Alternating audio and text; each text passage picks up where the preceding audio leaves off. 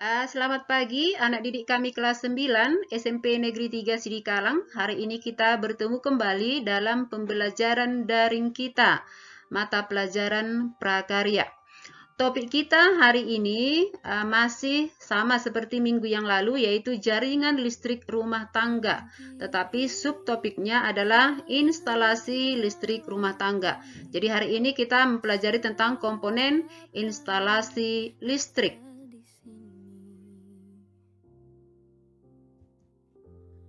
Beberapa komponen instalasi listrik yang dapat kita jumpai dalam kehidupan sehari-hari. Yang pertama adalah berganser, yaitu alat yang berfungsi sebagai pembatas daya listrik yang masuk ke rumah tinggal, atau juga yang berfungsi sebagai pengukur jumlah daya listrik yang digunakan di rumah tinggal tersebut. Dalam kehidupan sehari-hari, ini biasa kita sebut dengan istilah meteran, ya, seperti ini dia gambarnya.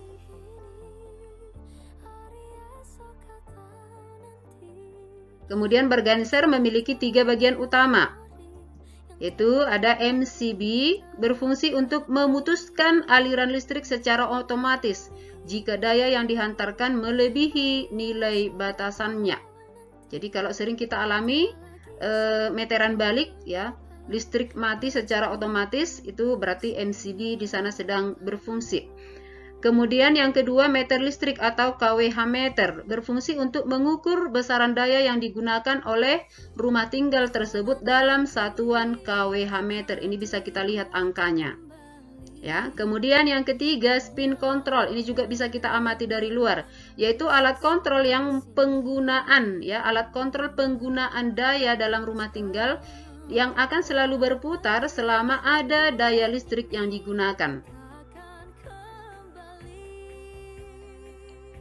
Kemudian bagian yang kedua, ya, pengaman listrik. Pengaman listrik ini berfungsi untuk memutuskan rangkaian listrik apabila terjadi gangguan pada instalasi listrik rumah tinggal. Jadi pengaman listrik ini nanti akan berfungsi secara otomatis, semisal ada korsleting misalnya di dalam instalasi di rumah, maka nanti pengaman listrik ini akan berfungsi secara otomatis langsung memutuskan rangkaian listrik. Terdapat 2 jenis pengaman listrik.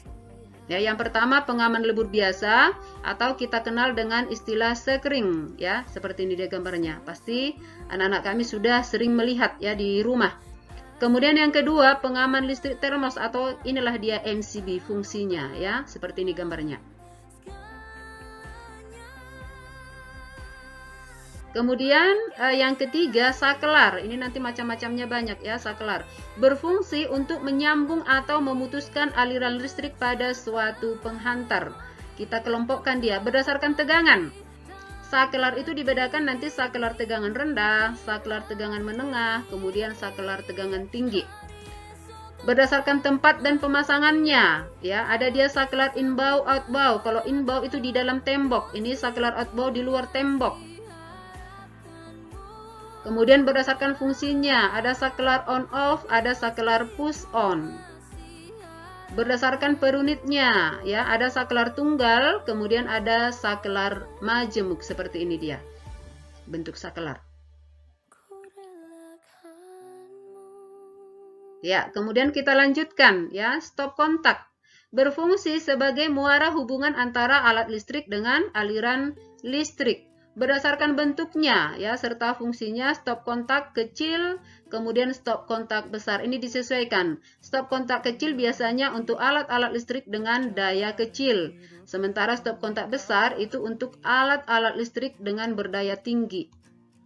Ya, seperti ini dia bentuknya. Kemudian berdasarkan tempat pemasangannya, ada dia stop kontak inbound, kemudian stop kontak outbound, hampir sama dengan saklar tadi pengertiannya.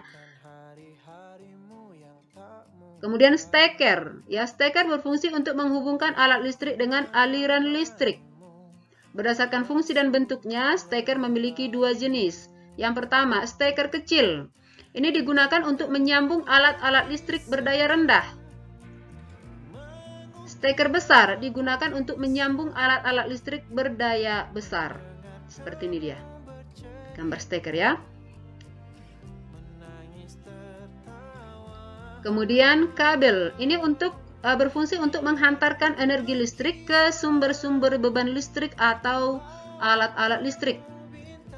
Seperti ini dia kelompoknya. Ada kabel NYA, ada juga kabel NYM, kemudian ada kabel NYY, kemudian ada kabel NYMHYO.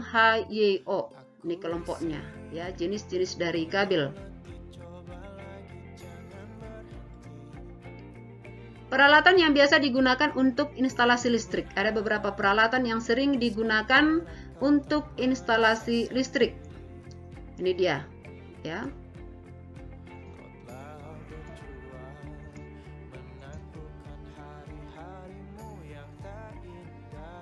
Ya, ini ada test pen, kemudian ada pahat, ada gunting seng, kemudian ada ketam, ini ketam mesin, kemudian ini adalah penggaris siku, ya, penggaris siku.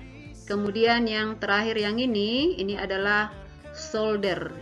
Jadi kalau pekerja-pekerja di instalasi listrik sudah biasa menggunakan alat-alat ini.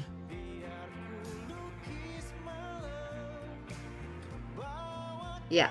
Demikian untuk materi kita hari ini. Terima kasih untuk anak-anak kami yang selalu menyimak ya pembelajaran kita, baik itu pembelajaran prakarya, baik pembelajaran IPA. Maka hari ini tugasnya adalah buatlah ringkasanmu melalui video pembelajaran kita hari ini. Kemudian nanti kamu kirimkan dari bagian tugas di classroom kita. Kemudian saya ingatkan untuk minggu depan sekolah kita akan mengadakan PTS, maka kamu persiapkanlah dirimu dengan melihat rangkuman-rangkuman pembelajaran kita selama awal pembelajaran sampai hari ini. Terima kasih anak-anak kami sekalian, tetaplah semangat, salam sehat.